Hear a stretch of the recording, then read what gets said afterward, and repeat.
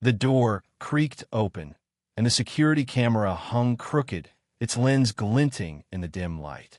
A hushed voice murmured into the police dispatcher, barely audible over the eerie stillness. No loud crash, no scream, just a heavy, distorted air that made the hairs on my neck stand up. The water in my backyard pool shimmered unnaturally under the noon sun, its surface rippling with a chill that didn't match the July heat. I sat frozen, my pulse hammering, as the truth hit me like a freight train. I was being framed, set up to look like a trespasser in my own home. But they'd overlooked one critical detail. I wasn't the type to sit idly by, waiting for justice to find me. I was already plotting my counterstrike, ready to turn the tide. 6 months ago, I'd moved to Willow Creek, a quiet suburban enclave in Oregon, craving peace after years of city chaos. My name's Ethan Carter, 35, just a guy trying to keep a low profile. My neighbors saw me as an unassuming tech consultant, and I was happy to let them think that. Then there was Evelyn Harper, 47, the iron-fisted queen of the HOA, ruling Willow Creek like her personal fiefdom for 4 years. No one could have predicted that a minor spat over my new pool would ignite a scandal that would tear the neighborhood apart. Willow Creek seemed like a dream at first: manicured lawns, friendly waves, and HOA meetings so dull they could double as sleep aids. I showed up to a few, introduced myself, and even offered to help with the summer picnic. Evelyn was all smiles back then, praising my tidy yard and welcoming me with a warmth that felt genuine. But everything changed when I decided to build my pool. I'd saved for years, pored over designs, and jumped through every bureaucratic hoop: permits, neighbor notifications, architectural reviews. The HOA, including Evelyn, signed off without a peep. Or so I thought. The day the contractors broke ground, Evelyn appeared at my fence, her crimson blazer sharp as a blade, her oversized sunglasses gleaming. "Ethan, this pool looks far too grand for Willow Creek," she said, her voice laced with venom. "It's going to ruin the neighborhood's charm and tank property values." I held up the approval forms, pointing to her own signature. "Evelyn, you okayed this a month ago," I said, keeping my tone even. She barely glanced at the papers. "Plans look different in reality. We'll need to reconsider this." The first shot came disguised as a petty violation. 2 weeks after my pool was finished, a neon yellow notice was slapped on my door: a $150 fine for improper mailbox placement. I nearly laughed. My mailbox hadn't moved since I'd bought the house, sitting exactly where the previous owner had it for a decade. When I called Evelyn, her voice was glacial. "New rules, Mr. Carter. Mailboxes must be 5 feet from the sidewalk." Our compliance officer measured. I pressed her on when this rule was passed and why no one was told. "The board updates standards as needed," she snapped, then hung up. But Evelyn wasn't done. The attacks escalated: noise complaints for late-night construction I never did, citations for excessive yard lighting from a single porch bulb. I work from home, live alone, and my idea of excitement is a podcast and coffee. I'm the quietest guy on the block. Yet Evelyn claimed anonymous residents were reporting my disruptive behavior. When I demanded to see the complaints, she stonewalled. They fear retaliation. That's when I started digging. HOA records were supposed to be public, so I requested the financials. What I found was jaw-dropping. Evelyn had been siphoning off $4,000 a month in consulting fees for herself, despite the bylaws stating the president's role was unpaid. Small expense reimbursements had snowballed into a secret salary, unapproved by any vote. When I confronted the treasurer, George Mitchell, he stammered about essential costs and Evelyn's tireless work, but his shifty eyes told another story. Evelyn's next move was social warfare. She spread whispers, painting me as a troublemaker who flouted rules. Neighbors I'd chatted with for months: Mrs. Larson, who loved sharing gardening tips, or the Wilsons, who'd invited me to their cookout, started avoiding me. Smiles turned to curt nods. Conversations died when I approached. It was subtle but crushing, like being erased from the community I'd started to call home. The breaking point came at an HOA meeting I'll never forget. Evelyn, in her crimson blazer, presented a compliance report starring me.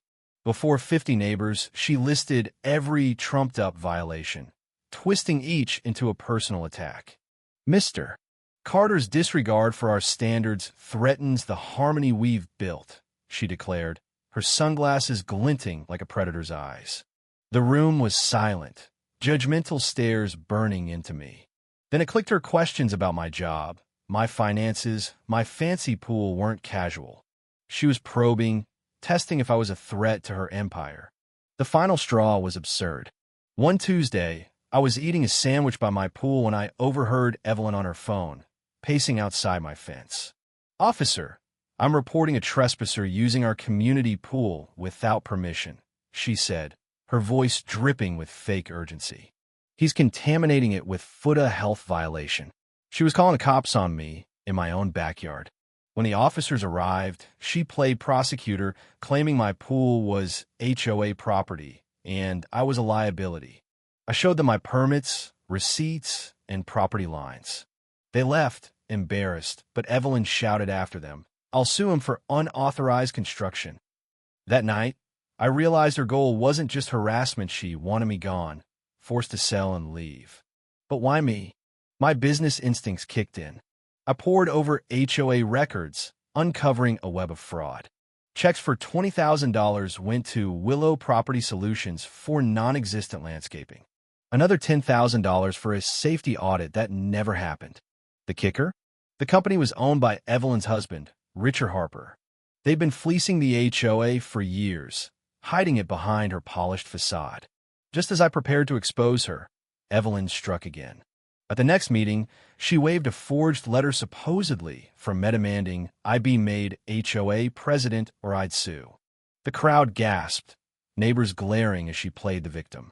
"This bullying won't stand in Willow Creek," she cried, her voice trembling with fake outrage. I was cornered, alone until an unlikely ally emerged. Mrs. Clara Bennett, an 80-year-old widow, showed up with cookies and a bombshell. "Evelyn did this before," she whispered. 4 years ago, the Thompsons were harassed until they sold their home cheap. Evelyn bought it, then flipped it for double. But Clara wasn't as innocent as she seemed. I later learned she was George's sister, feeding my plans back to Evelyn. The betrayal stung, but I'd been careful, holding back my best evidence. I teamed up with Rachel and Gwen, a sharp CPA who'd long suspected Evelyn's shady finances. Together, we built a case every fake invoice, every harassment tactic, every lie. The final nail came from Richard's divorce filing, where he listed $100,000 in HOA consulting income as a marital asset. His greed had handed us the smoking gun. I called a special meeting, framing it as a chance to clear the air. Evelyn, sensing victory, agreed, expecting my surrender. I live-streamed it quietly, inviting every resident. 60 showed up, the room crackling with tension. Evelyn, in her crimson blazer, opened with a smug speech about my disruptions. I stood, locking eyes with her. I do owe an apology for staying silent while Evelyn stole from us. The room froze. I laid out the evidence. $30,000 to Richard's fake company, photos showing no landscaping work, the Thompsons' harassment, Evelyn's secret salary. Gasps rippled through the crowd.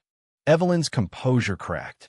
"This is slander," she shrieked, but I pressed on, revealing Richard's divorce papers. The room erupted, neighbors shouting, demanding answers. Evelyn grabbed the mic, her sunglasses askew. "You ungrateful people. I built this place. I deserve that money." Then came the twist that silenced everyone. "Ethan Carter," she spat, "I've been watching you since you arrived. I know about your tech startup, your millions. The plan was to drive you out, buy your house cheap, and sell it to developers for a resort project. You were just the start would clear out Willow Creek, house by house, for millions." The crowd was stunned. Evelyn wasn't just a thief, she was orchestrating a land grab to destroy our community. Within days, Evelyn was arrested, her crimson blazer swapped for an orange jumpsuit. Charged with embezzlement, fraud, and conspiracy, she faced 12 years. Richard was nabbed too, his laptop spilling years of fake invoices. The DA uncovered Evelyn's scheme across 4 neighborhoods, swindling $500,000 while forcing families out. Rachel became interim HOA president, enforcing transparency, every dollar now tracked, every contract scrutinized. We recovered $70,000, refunding fines and funding new park benches and streetlights. Neighbors rallied around me. Mrs. Larson cried, apologizing with a pie. The Wilsons invited me to their next barbecue. When my startup's first co-working space opened in Portland, the local paper called me the entrepreneur who saved Willow Creek. At the trial, Evelyn's sunglasses became a citywide joke, a symbol of greed. She got 7 years, Richard 4. Their divorce aired their dirty laundry, the judge calling them predators. A year later, we held a pool party at my house, 70 neighbors, kids splashing, tables piled with food. Rachel toasted. This pool was Evelyn's weapon.